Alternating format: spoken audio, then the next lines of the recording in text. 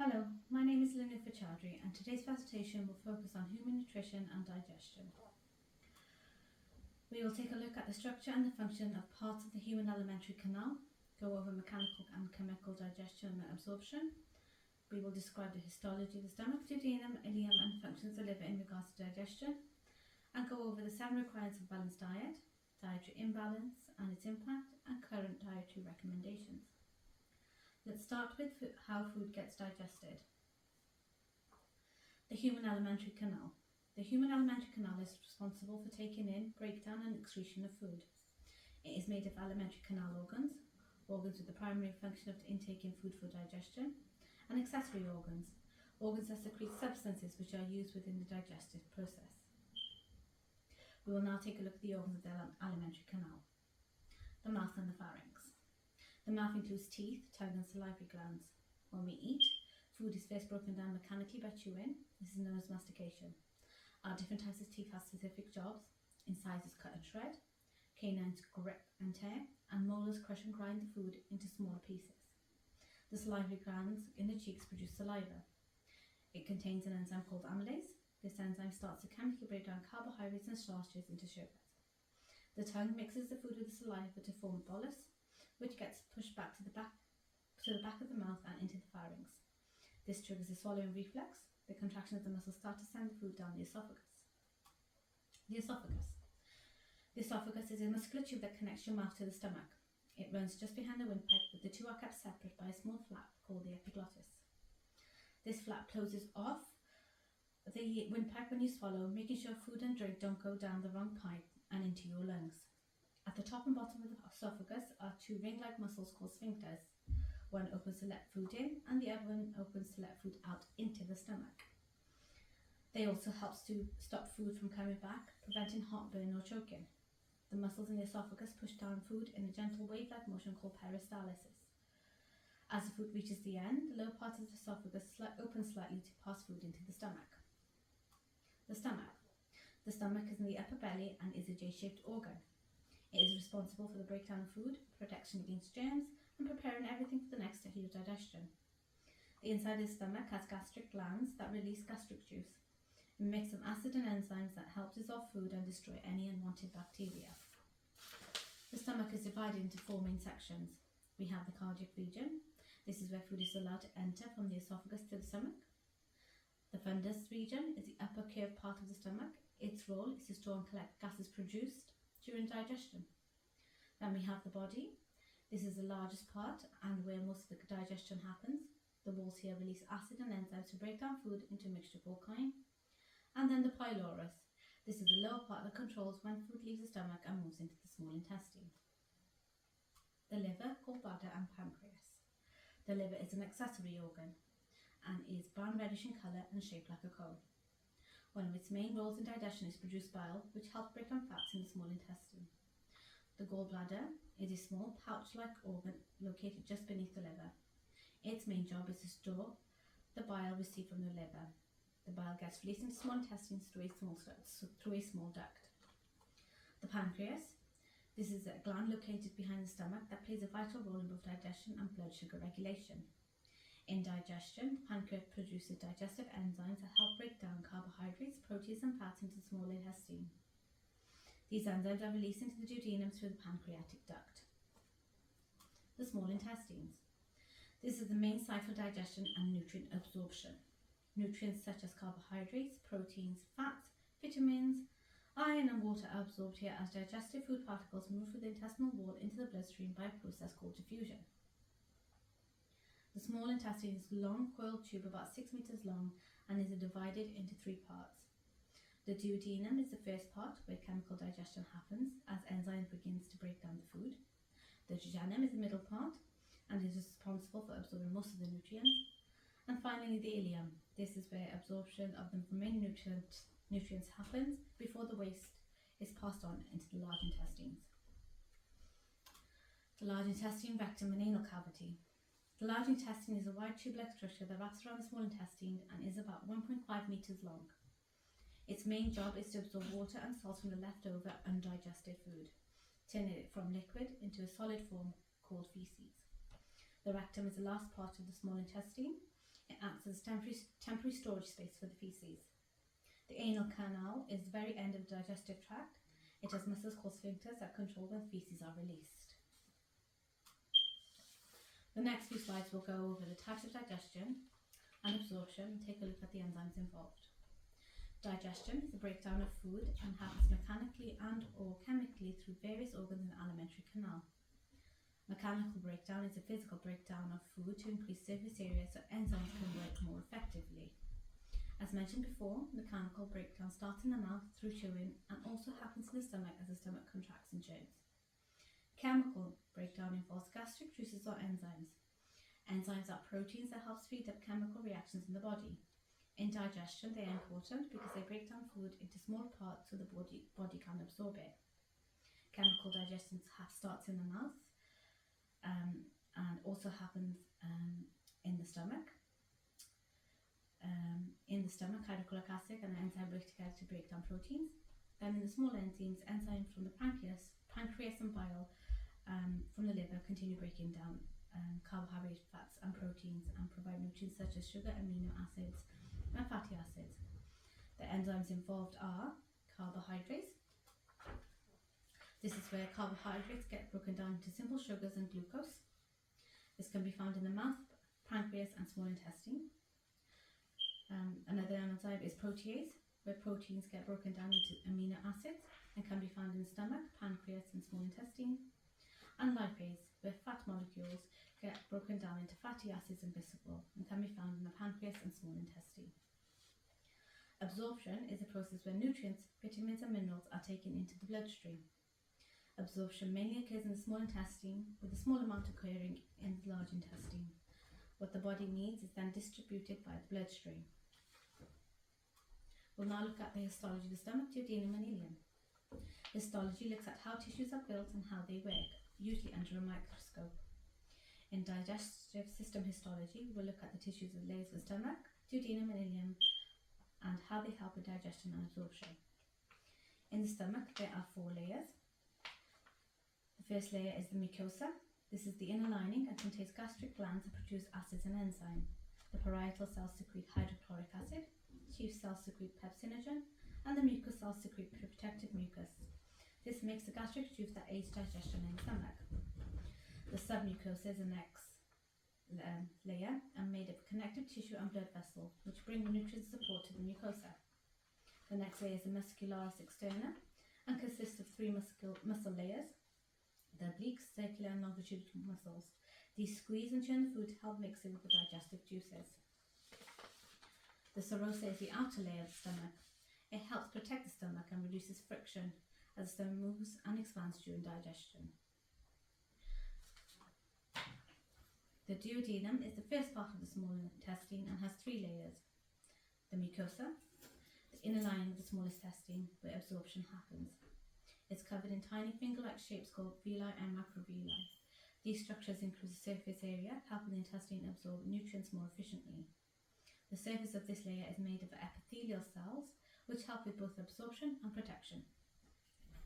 The submucosa, this is the layer beneath the mucosa, and is a layer made up of loose connective tissue. It supports the mucosa and holds important blood vessels, nerves and lymphatics that help transport absorb nutrients. This layer also contains folds called plicae circularis, which slow down food movement and give it more time to be absorbed. The last layer is the muscularis mucosa. This is a thin layer of smooth muscle found in the submucosa. It has inner circular and outer longitudinal muscle fibers. These help with the mucosa gently. These help move the mucosa gently, which keeps the villi in motion. This movement improves contact with digested food, making absorption more effective. The ileum. The ileum is the final part of the small intestine, and its job is to absorb any remaining nutrients. The ileum then connects directly to the large intestine. The wall of the ileum has 4 layers. The mucosa, this is the inner lining, like the duodenum, is covered with villi and macrovilli, which increase the surface area to absorb nutrients more effectively. The submucosa, a layer made of connective tissues. It also contains folds known as plicae circularis that slow down food movement and allow more time for absorption. The muscularis internal and external. These are two layers of smooth muscle, an inner circular layer and an outer longitudinal layer. They help move food along by squeezing and pushing it through the intestine. And then we have the serosa, the outer layer. This helps protect the ileum. Next, we'll have a look at the liver and its role in digestion. The liver has many functions and its role in digestion is vital. The liver produces a yellowish-green fluid called bile. Bile is stored in the gallbladder and released in the small intestine when needed. Bile does two things. It neutralizes the acid from the stomach and breaks down fats into smaller pieces. This is called emulsification. This makes it easy for enzymes lipase to digest the fat so the body can absorb it better. The liver also helps with blood sugar control. It stores extra glucose as glycogen and can release it later when the body needs energy. The 7 requirements of a balanced diet. By consuming a balanced diet, it ensures your body has what it needs to support its immune system and prevent illness. I will now go through these key requirements. Number 1, carbohydrates. Carbohydrates are the body's main source of energy. When digested, they are broken down into glucose, which is used by the body's cell for fuel. Carbohydrates are found in foods like bread, pasta and rice. A diet lacking in carbohydrates can lead to symptoms such as headaches, tiredness, weakness, trouble focusing, nausea, constipation, unpleasant breath, and a shortage of vitamins and minerals. Proteins. Proteins are made up of amino acids and are needed for growth, repair of tissues, and maintaining muscles, skin, and organs. They also help form enzymes and hormones and support the human immune system. Good sources are meat, eggs, beans, and nuts. Protein deficiency can have an impact on health, and the 3 main symptoms of protein deficiency include swelling, stunted growth, and a weak immune system. Fats. Fats give the body energy, providing more calories than carbohydrates or proteins, about 9 calories per gram compared to 4 calories per gram for the others. They also help the body absorb important vitamins like A, D, E, and K. Additionally, fats supply essential fatty acids called omega-3 and omega-6, which are important for keeping brain and nervous system healthy. Fibre. Fibre is a blanket term given to the non-digestible, mainly carbohydrate material found in plants. It is important for digestive health, and there are 2 main types. Soluble fibre. This can help control blood sugar and cholesterol levels. These also help you feel fuller for longer by slowing down how fast your stomach empties. Foods rich in soluble fibre includes oats, apples, and pears. Insoluble fibre doesn't dissolve in water. Instead, it passes through the digestive system mostly unchanged, helping push out waste out of the body. This type of fibre is important for keeping digestion running smoothly and can be found in wheat flour, dried fruit, and pulses. Vitamins. Vitamins help with many important functions like boosting the immune system, keeping skin and eyes healthy, supporting growth, and helping the body use energy from food. Examples include vitamin C, which supports the immune system, keeping your skin and bones, blood vessels, and connective tissue healthy, and help the body absorb iron, and can be found in foods such as citrus fruits like oranges and grapes, grapefruits, strawberries, bell peppers, broccoli, and tomato. Vitamin A helps keep your vision, supports a healthy immune system, and promotes good skin and cell growth. Foods rich in this are egg yolks and beef liver.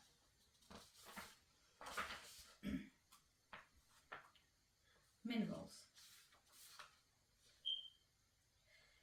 Minerals are micronutrients that help the body function properly. Key minerals like calcium are important for bone strength. Iron is needed to carry oxygen in the blood, and potassium helps with nerve and muscle function. Water is essential for the human body. It helps regulate body temperature, transport nutrients and waste, supports digestion, and keeps cells hydrated. Key benefits can be seen in this picture here. Next, we'll go over dietary imbalance and its impact. A dietary imbalance occurs when the body gets too little or too much of essential nutrients, which can lead to health issues. Malnutrition comes in 2 forms: acute, which poses immediate health risks, and chronic, which affects long-term growth and development, especially in children. overconsumption can happen too.